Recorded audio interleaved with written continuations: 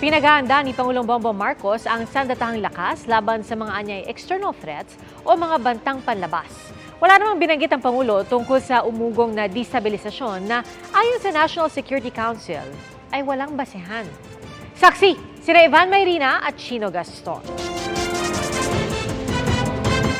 Wala raw palatandaan, basihan o kahit anong impormasyon sa haka-hakang destabilisasyon laban sa gobyerno ayon sa National Security Council.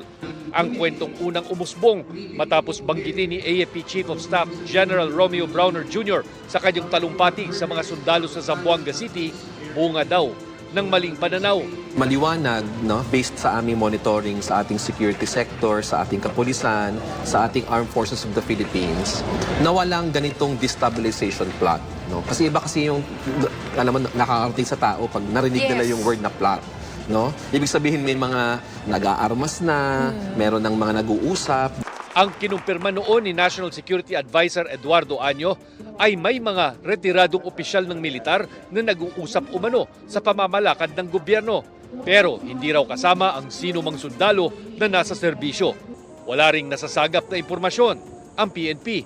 To my appreciation, there is no reason for the armed forces at sa police and other security sector para ma-demoralize and to launch a disturb.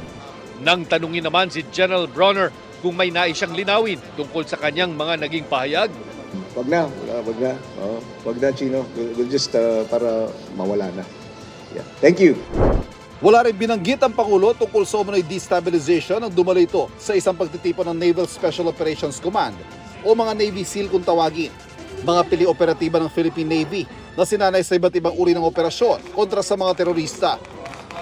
Sa halip, kasunod ng pinanood niyang inland demolition raid o kunwaring operasyon kontra sa isang teroristang grupo at iba pang pagsasanay, ang mensahe ng Pangulo ay ang paghahanda ng sandatahang lakas sa mga anyay external threats. Maximize and strategically review the deployment of our forces to ensure that their strategies remain responsive to the current and future geopolitical realities.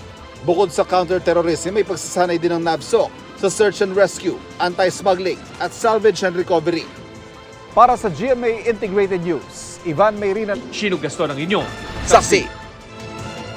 Mga kapuso, sama-sama tayong maging saksi. Mag-subscribe sa GMA Integrated News sa YouTube.